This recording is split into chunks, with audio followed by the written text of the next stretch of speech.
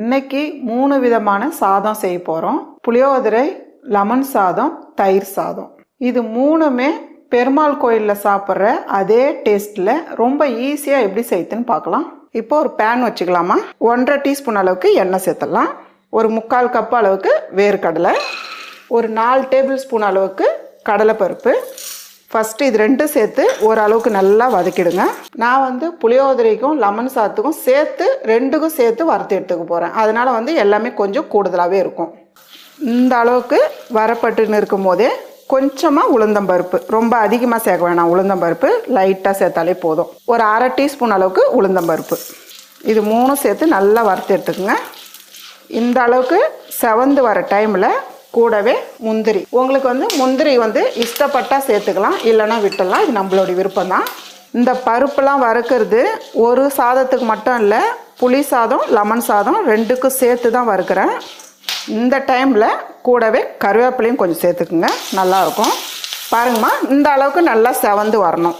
நமக்கு வறக்கும் போதே நல்லா ஒரு கலகலன்னு போகுது பாருங்கள். இந்த அளவுக்கு வரணும். இப்போ இது ஒரு பிளேட்டில் நம்ம மாற்றிக்கலாம். இப்போ நம்ம லெமன் ரைஸ் செய்யறதுக்கு குழம்பு ரெடி பண்ணிக்கலாம். இப்போ அதே பேனில் ஒரு 3 டீஸ்பூன் அளவுக்கு எண்ணெய் சேர்த்துக்கலாம். எண்ணெய் சூடானதும் 1 டீஸ்பூன் அளவுக்கு கடுகு உளுந்தம்பருப்பு சேர்த்துக்கலாம்.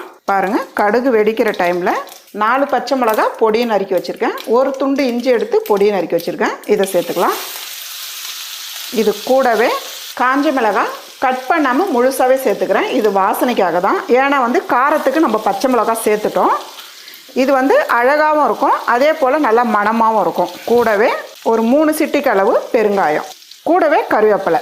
பாருங்கள், இந்த அளவுக்கு நல்லா செவந்ததும் நான் 4 லெமன் எடுத்து புழிஞ்சி கொஞ்சமாக தண்ணி சேர்த்து வச்சுருக்கேன். ஏன்னா லெமன் ஜூஸ் அந்த அளவுக்கு வராது, கொஞ்சம் கம்மியாக தான் வரும்.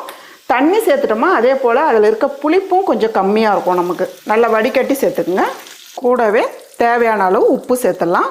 சாதம் வடிக்கும் போதே உப்பு சேர்த்து வடிக்கிறவங்களா இருந்தால் இதில் உப்பு கம்மியாக சேர்த்துக்குங்க. கூடவே 1/4 டீஸ்பூன் அளவுக்கு மஞ்சத்தூள் சேர்த்துக்கலாம். இதெல்லாம் சேர்த்து நல்லா மிக்ஸ் பண்ணி விடுங்க. லெமன் குழம்பு ரொம்ப நேரம் கொதிக்கக்கூடாது. கொஞ்சம் நேரம் நல்ல ஒரு பபிள்ஸ் வரும் சலசலன்னு, அந்த டைமில் நம்ம நிறுத்திடணும். பாருங்கம்மா, இந்த அளவுக்கு கொதிச்சா போதும். இப்போ ஸ்டவ் ஆஃப் பண்ணிவிட்டு இது கூடவே கொஞ்சமாக சர்க்கரை சேர்த்துக்குங்க. அந்த புளிப்பு நமக்கு தெரியாமல் இருக்கும். இனிப்பு புளிப்பு ரெண்டும் சேர்ந்த மாதிரி லெமன் ரைஸோட டேஸ்ட்டும் ரொம்ப நல்லாயிருக்கும். சர்க்கரை சேர்த்து நல்லா கலந்து விட்டுட்டு கொஞ்ச நேரம் நல்லா ஆறட்டும். இப்போ இது நம்ம ஒரு பக்கமாக எடுத்து வச்சுக்கலாம். ரைஸ் இந்த அளவுக்கு நல்லா உதிரியாக வடித்து வச்சுக்கோங்க.